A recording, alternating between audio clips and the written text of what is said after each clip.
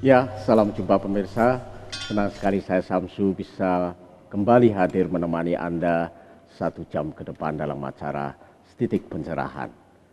Setitik Pencerahan kali ini saya mengambil tema watak sejati. Di mana episode yang lalu sebenarnya watak sejati ini juga sudah kami singgung dalam perbincangan yang di dalamnya memiliki 5 unsur, yaitu cinta kasih, kemudian bijaksana, kebenaran, dapat dipercaya, dan susila.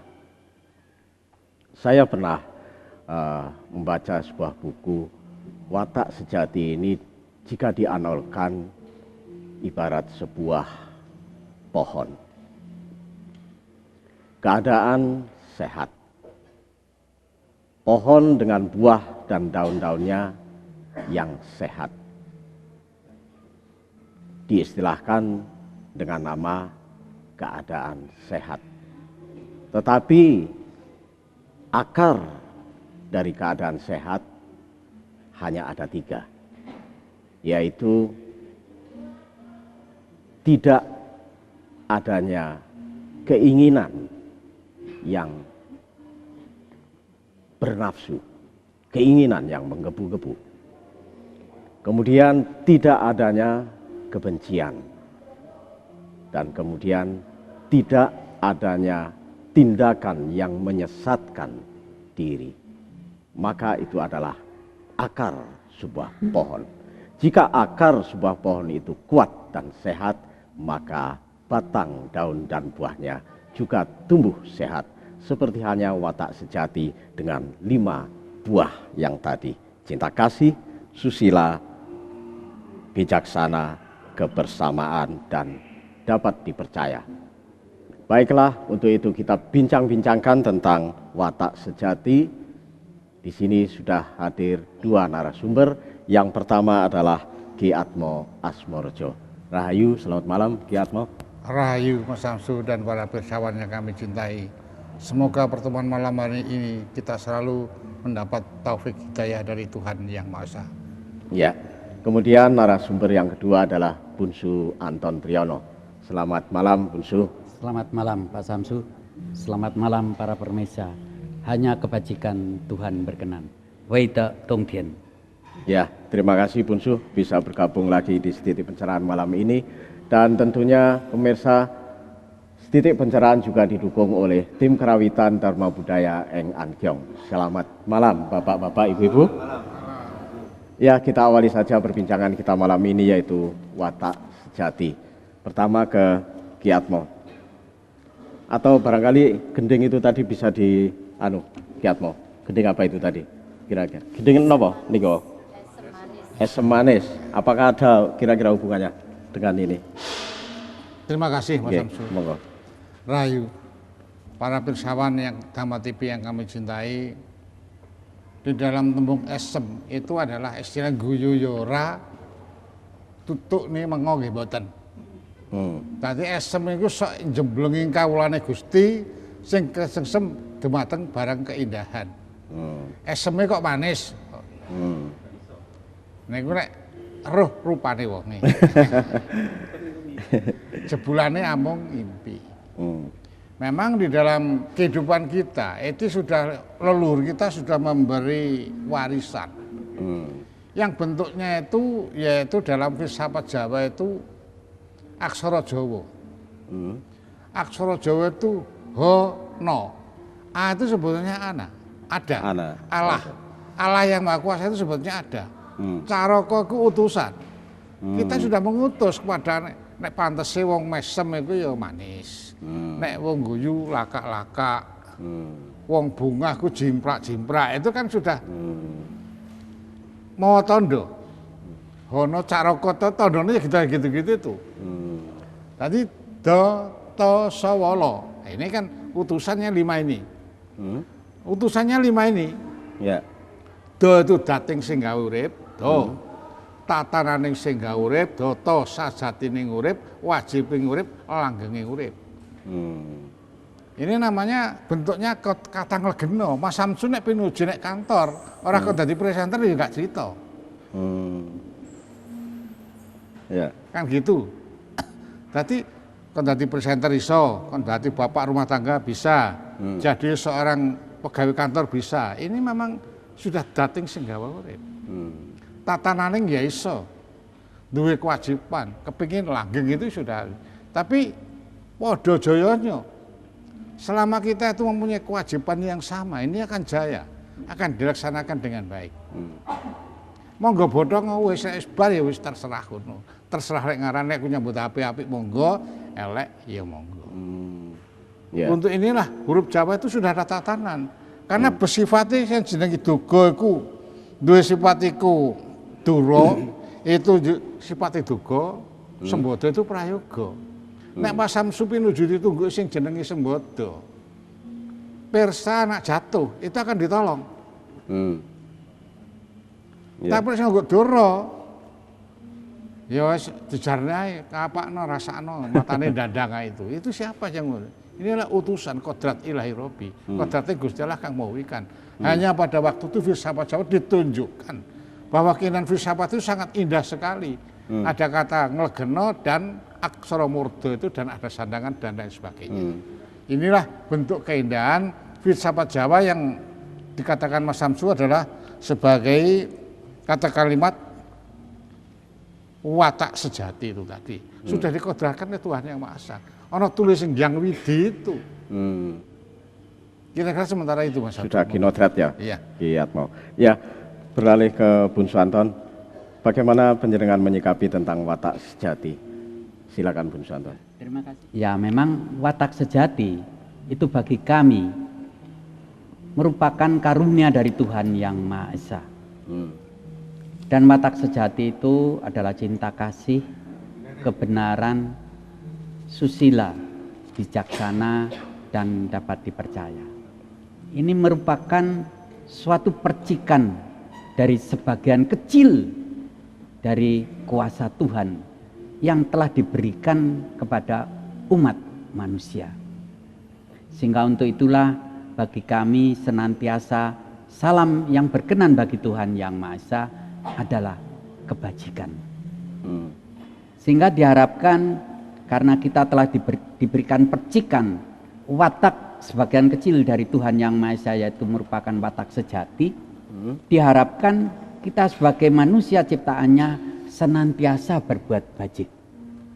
Jadi sebagaimana kalau boleh kami mensitir apa yang dikatakan wong Jawa kuwi. Ya. Jadi wong Jawa kuwi diharapkan senantiasa dia berbuat sifat yang Jawa di dalam kehidupan sehari-hari. Jadi kalau tidak bisa berbuat yang beneh katanya Pak Atmo, ya janganlah berani menyebutkan Jawa dulu. wong Jawa. Ya. Nah, gitu. Ya. Jadi kalau berani menyebutkan diri saya adalah wong Jawa, berarti senantiasa di dalam kehidupan sehari-hari bisa mewujudkan sebagai orang yang beneh. Benar. Jadi orang yang senantiasa berbuat bajik. Karena merasa di dalam dirinya sudah dipercikan sifat-sifat Tuhan yang bijak gitu. Yaitu cinta kasih, kebenaran, susila, bijaksana. Sehingga dapat dipercaya sebagai umat manusia yang tersempurna dari semua ciptaan Tuhan di muka bumi ini. Sehingga dengan demikian kita telah mendapatkan predikat sebutan wong Jawa kuwi ya senantiasa berbuat bajik. Berbuat bajik. Itulah merupakan arti daripada watak sejati. sejatinya. Nah, hubungan dari kelima itu sangat erat sekali Bunsu tentunya. Betul ya? sekali. Ya. Nah, disitulah kita kalau pandai-pandai memanage, sehingga kita diharapkan senantiasa belajar. Karena memanage ini adalah merupakan situasi dan kondisi, sebagaimana apa yang dikatakan oleh Pak Atmo tadi. Pak Samsu bisa berbuat segala apa sebagai profesinya secara profesional, di mana kebenarannya dia sebagai apa? Sebagai juru tulis, melakukan sebagai juru tulis yang baik. Menjadi presenter, ya menjadi kebenarannya karena presenter, melakukan sebagai presenter yang baik. Demikian seterusnya dan seterusnya. Ya. Karena merupakan manusia yang bijak. Bijak, ya. bijak dan sadar akan profesi masing-masing. Masing-masing. Nggih. Iya. Ya, kita lanjutkan di segmen berikutnya dan pemirsa jangan kemana-mana, tetap di Titik Pencerahan. Langsane batinku nalikane liwat lurung iki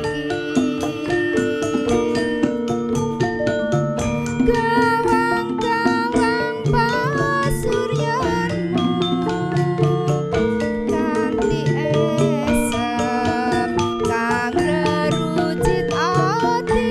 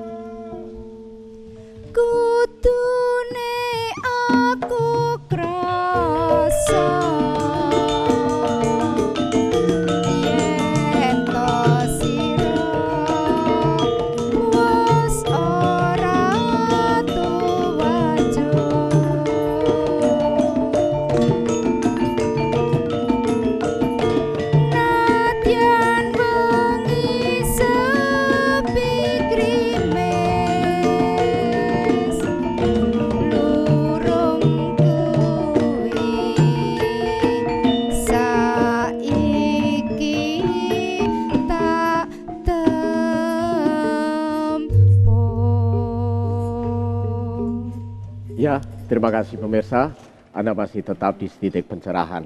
Kita lanjutkan bincang-bincang kita tentang watak sejati. Saya tanya dulu kepada Bun Suanton. Di watak sejati, 5 unsur watak sejati, ada salah satunya tentang kebenaran, Bun Suanton. Barangkali Bun Suanton bisa menjelaskan tentang kebenaran yang dimaksud di sini yang bagaimana, Bun Suanton. Silakan. Terima kasih Pak Samsu. Para pemirsa Dhamma TV dimanapun berada. Memang kita sebagai manusia di dalam hidup bermasyarakat, berbangsa, berkeluarga, dan merupakan individu, ada hakikat kebenaran, yaitu kebenaran dalam sifat kemanusiaan dan kebenaran dalam sifat ketuhanan yang sifatnya hakiki, abadi. Dan sifat kebenaran itu terdapat di dalam diri kita maupun di dalam keluarga kita masing-masing. Sehingga disitulah jabatan orang per orang yang merupakan hukum abadi.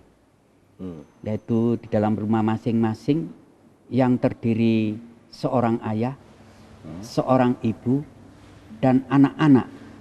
Di mana di dalam kelompok anak-anak itu terdapat saudara tua dan saudara muda. Dan inilah merupakan kelompok abadi, hakiki, sekalipun di dalam menuju masyarakat yang global. Sehingga untuk itu di dalam menerapkan watak sejati, yang paling dominan adalah diawali pada dirinya sendiri, lalu di dalam keluarga kita masing-masing. Sebagaimana terdapat cinta kasih. Apabila kita mau melaksanakan cinta kasih kepada sesama kita, maka kita pun harus cinta kasih kepada diri kita sendiri. Di mana diri kita adalah diciptakan oleh Tuhan Yang Maha Esa melewati kedua orang tua kita. Karena kita mempunyai cinta kasih, kebenaran kepada diri sendiri harus bijaksana, susila, dan dapat dipercaya. Untuk apa? Untuk menjaga jasmani kita seutuhnya. Jadi kalau ada saudara-saudara kita yang mulai bermabuk-mabukan, lalu kena narkoba, itu dia tidak bisa menjaga kebenaran watak sejatinya. Karena kita harus dengan dapat dipercaya mengembalikan jasmani yang kita terima dari kedua orang tua kita ini, harus dikembalikan dengan dalam bentuk yang sempurna. Itulah sebagai diri pribadi yang dikatakan dapat dipercaya. Nah, demikian juga di dalam kelompok yang terkecil, yaitu keluarga, di dalam kita bermasyarakat maupun berbangsa. Itu pun terjadi ayah, ibu, dan anak-anak yang terdapat saudara tua dan saudara muda. Dan disinilah senantiasa dari mereka-mereka itu bisa menjalankan watak sejatinya, yaitu cinta kasih. Cinta kasih kepada dari seorang ayah kepada istrinya, lalu kepada anak-anaknya. Nah, demikian juga si ibu, dari sebagai seorang istri, kebenarannya dia sebagai seorang istri, dia harus susila, bijaksana untuk melayani si suami. Demikian juga untuk menjaga dan memelihara anak-anaknya. Demikian dari juga anak-anaknya, di saudara tua yang harus menaruh cinta kasih kepada adiknya-adiknya. Dan si saudara muda harus menaruh hormat. Karena kebenarannya dia sebagai saudara muda, dia harus menaruh hormat kepada saudara yang lebih tua. Nah, tentunya semua itu dengan bijaksana dan susila. Sehingga dia dapat dipercaya. Dan inilah merupakan perwujudan menjalankan watak sejati. Sehingga di dalam contoh yang merupakan sebutan yang abadi. Karena dari zaman berjuta-juta tahun yang lalu Ya. Sudah terjadi bentuk seperti ini. Nah, demikian juga di dalam masyarakat terjadi, yaitu pimpinan yang dikatakan seorang raja. Lalu ada menteri. Nah, di situ ada rakyatnya. Ya. Maka dari 3 kelompok ini pun diharapkan bisa menjalankan watak sejatinya. Watak sejatinya gimana? Kebenarannya bagaimana? Dia merupakan pimpinan, dia merupakan seorang raja. Dia harus bisa menjalankan kebenarannya sebagai seorang raja, sebagai seorang pimpinan. Demikian juga menteri-menterinya. Menteri-menterinya harus bisa menjalankan sebagai kebenarannya sebagai seorang menteri dengan susila bijaksana sehingga dapat dipercaya sebagai seorang menteri. Demikian juga rakyatnya. Dan harus menyadari kebenarannya dia sebagai seorang rakyat. Nah, jadi dia pun tidak bisa tawur mawut menjalankan seorang menteri. Sehingga di dalam satu pemerintahan tidak terjadi cawur mawut. Sehingga terjadi tumpang tindih. Jadi kalau seorang raja, seorang pimpinan menjalankan kebenarannya sebagai watak sejatinya seorang pimpinan dan raja, demikian juga menteri dan rakyatnya, saya rasa pemerintahan itu akan berjalan dengan baik. Nah, dengan demikian akan terbentuk sebuah masyarakat negara yang baik pula. Itulah di dalam perwujudan menjalankan watak sejatinya. Watak sejati. Berarti kebenaran itu memang merupakan satu pengertiannya sebuah posisi. Betul sekali. Dalam posisi yang di dalam kemanusiaan maupun hukum abadi Tuhan Yang Maha Esa. Maka saya memberikan dua contoh itu. Jadi hukum abadi ada hukum Tuhan di dalam bentuk kecil keluarga. Dalam kemanusiaan adalah sebuah bentuk sebuah ketatanegaraan. Ya, kita lanjutkan di segmen berikutnya Bun Suwanton. Dan pemirsa jangan kemana-mana, tetap di Titik Pencerahan.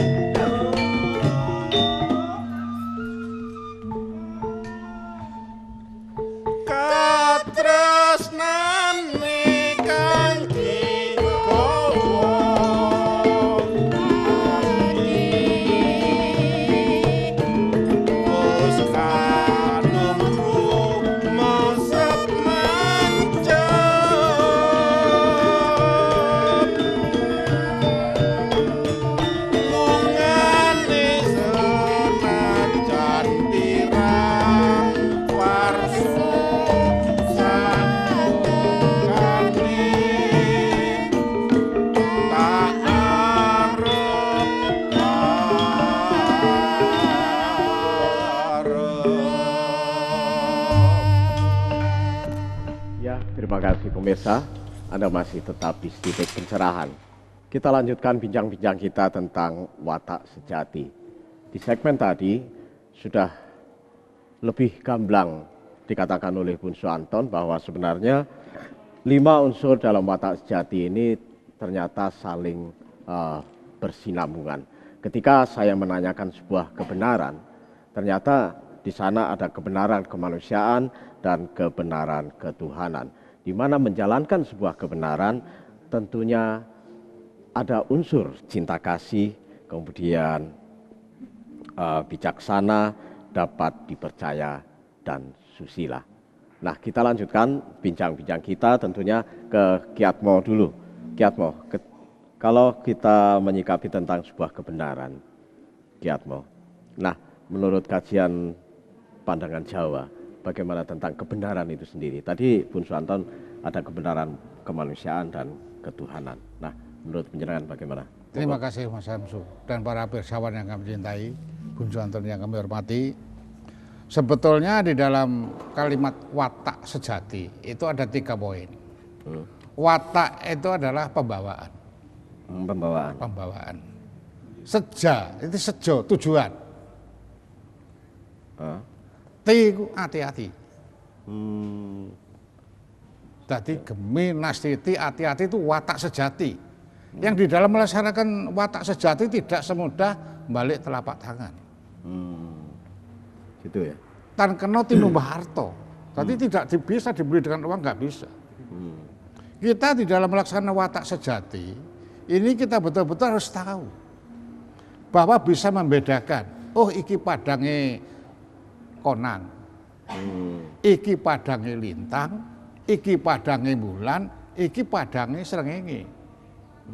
Kita harus betul-betul belajar dengan keadaan alam semesta yang indah ini. Dan di dalam belajar watak sejati itu kita harus rela berkorban. Rela berkorbannya kita jangan campur orang-orang yang nggak benar. Kepingin menuju watak sejati campurnya berandal ugal-ugalan, tukang bungok ngantem omah ya tidak bisa. Itu harus jadi satu dengan seorang pendeta. Jadi seorang pemimpin harus bermata Raja Wali, ingin tahu. Gitu ya. Ya, berhati singa, ada keberanian, mentolo, mumpes ubale nggawana suseng mangalat ngadidadane harus berani. Berwatak bitsu seperti bitsu. Bertangan seniman, ingin berbuat baik. Dari 4 inilah diramukan jadi satu, bahwa seorang pemimpin itu bisa jadi pemimpin yang berbudi bawaksana adil paromo arto kalau sudah mempunyai 4 rangkaian ini. Jadi kalau semasa kita itu belum sampai ke situ, jadi pemimpin kadang-kadang ya mendem segala-galanya. Mendem segalanya. Iya, karena tan kena tinumbas ing harta, harus berani rela berkorban. Campur kita para biksu, para ulama, para bante, para pendeta dan sebagainya untuk memerangi ubaling hawa nafsu ini yang di dada ini. Dan harus mempunyai watak singa. Watak berhati singa, harus berani. Hatinya harus singa. Nah nek gak wani, wadah kok bahasaku campur bojo dilokne kon ngene aku gak iso nglakoni ngono, ndak bisa, harus berani. Karena di dalam hati kita ada singa di sini. Mentolo. Lek klimpe ya kayak kucing ngono, klimpe. Kucing ana juragane dipluk geneme. Klimpe ya iwake dijupuk sikat itu. Iya. Untuk itu kita belajar untuk watak sejati itu watak itu segala pola. Sejo itu tujuan, hati-hati. Nastiti hati-hati. Jadi tan kena yang apa? Ini memang sulit sekali untuk belajar ini. Kalau kita belum berani menumpas ubaling hawa nafsu yang di dalam mengalat-ngalat di dada ini, jangan ke situ. Nek cerita oleh, tapi nek nglakoni abot. Tan kena tinumbas arto itu. Karena harus ada hati-hatinya itu tadi. Iya. Ya. Sing dijo hati-hati. Hati-hati. Iya. Kuduro. Padange lintang, iya. Padange konang, padange srengenge, padange rembulan. Padange bulan. Ya. Ya, menarik sekali. Kita lanjutkan di bincang-bincang berikutnya. Dan pemirsa jangan kemana-mana, tetap di Titik Pencerahan.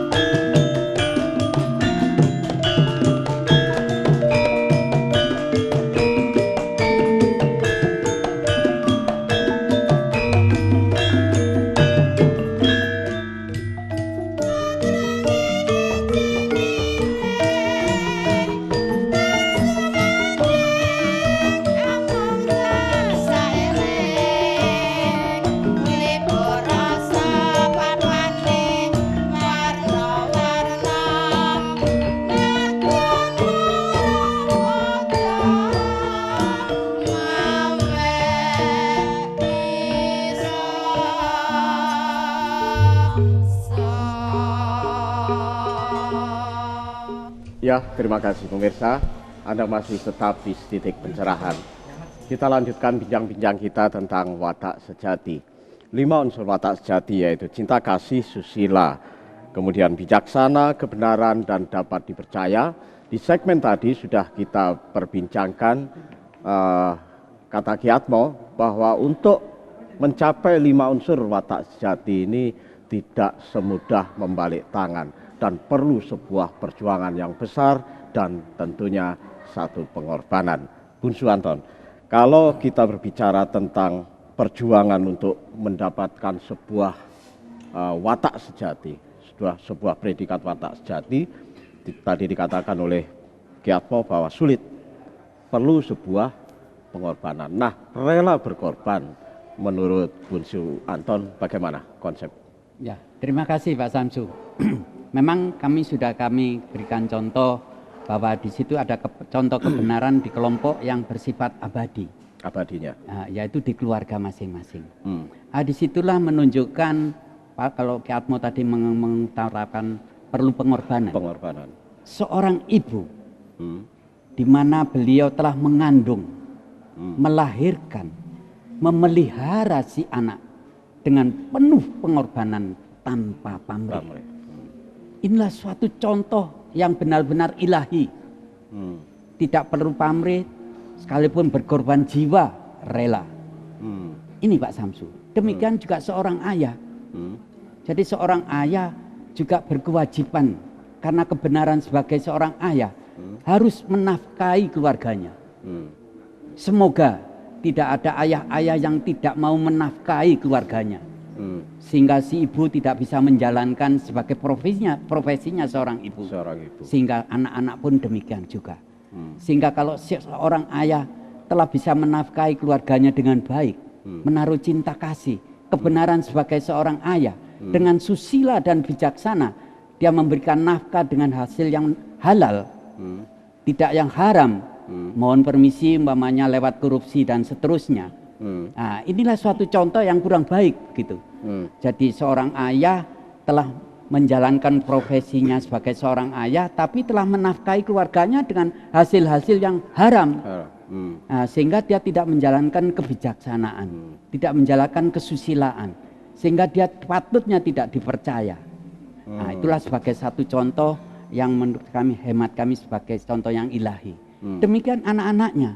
Anak-anak itu merupakan suatu kewajiban berbakti kepada kedua orang tuanya. Sehingga bagi masyarakat yang kalau sudah menjalankan watak sejatinya di rumah masing-masing, tidak usah dia menjadi seorang RT, tidak usah dia menjadi seorang RW, tidak usah dia menjadi seorang DPR. Dia telah menjalankan profesinya dengan baik di dalam keluarganya masing-masing. Dia pun sudah berbakti kepada negara, begitu Pak Samsu.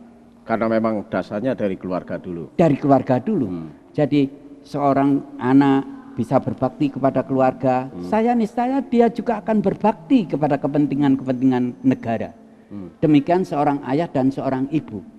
Sehingga di seorang ayah yang nantinya menjadi seorang menteri atau seorang DPRD dan seterusnya memegang kebijaksanaan, dia tidak akan melaksanakan korupsi. Karena dia menjalankan bakti kepada negaranya. Karena dia telah menjalankan di dalam skup yang terkecil di dalam rumah tangganya. Sehingga itulah sebagai upaya untuk menjalankan watak sejati di dalam diri kita masing-masing. Yang terkecil molekul di dalam bangsa adalah keluarga. Sehingga memang apa yang dikatakan Ki Atmo tidak semudah membalik tangan. Memang benar sekali. Tapi di dalam suatu keluarga di mana seorang ibu sudah menjalankan profesinya sebagai seorang ibu, telah berkorban tanpa pamrih.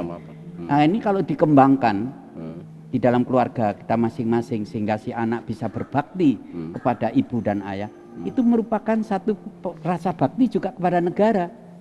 Nah, maka untuk itulah berbahagialah kita sebagai bangsa, di mana negeri kita itu sudah terbentuk yaitu RT dan RW. Artinya rukun tetangga. Jadi kalau di dalam keluarga masing-masing itu terbentuk keluarga yang sakinah, kata sahabat-sahabat kami, maka akan terbentuklah sebuah kelompok RT yang sakinah. Demikian juga satu RW dan berkembang terus menjadi sebuah negara. Nah, itulah sebagai bentuk menjalankan watak sejati. Ya. Nah, kalau kita bisa berjalankan ini, saya rasa semudah membalik tangan. Begitu juga dari awal yang saya katakan, yen wong Jawa iling nyang Jawane, bakal teko ratu adil. Itu kalau kita lihat kan semudah membalik tangan. Hanya mengembalikan sifat sing Jawa kuwi. Iya. Jadi kalau sifat sing Jawa kuwi disadari bahwa kita sebagai orang Jawa, maka kembali akan muncul ratu adil, itu keadilan sebagai semudahnya membalik tangan. Balik tangan. Begitu Ya. Pak Samsu. Ya, Bun Suanton, mudah-mudahan ini Ki Atmo juga merupakan satu impian kita dan semoga juga berhasil tentang watak sejati ini terpatri di masing-masing keluarga, Bun Suanton, begitu ya? Iya. Sehingga bisa berkembang di masyarakat yang lebih luas. Ki Atas Atmo. ridho dari Tuhan Yang Maha Esa. Iya, tentunya. Dan itu juga merupakan satu perjuangan yang berat juga. Ya, Bun Suanton, terima kasih telah hadir di Setitik Pencerahan malam ini. Juga Ki Atmo bisa bergabung di Setitik Pencerahan ini. Kita akhiri sekian dulu karena waktu memang sudah tidak mencukupi. Dan pemirsa, akhirnya saya Samsu beserta seluruh kerabat kerja Dharma TV yang bertugas mengucapkan terima kasih atas perhatian Anda. Sebelum saya mengakhiri, ada kalimat bijak yang perlu kita simak bersama untuk kita ambil hikmahnya. Dengan usaha yang tekun, semangat, disiplin, dan pengendalian diri, hendaklah orang bijaksana membuat pulau bagi dirinya sendiri yang tak dapat ditenggelamkan oleh banjir. Sampai jumpa. Terima kasih.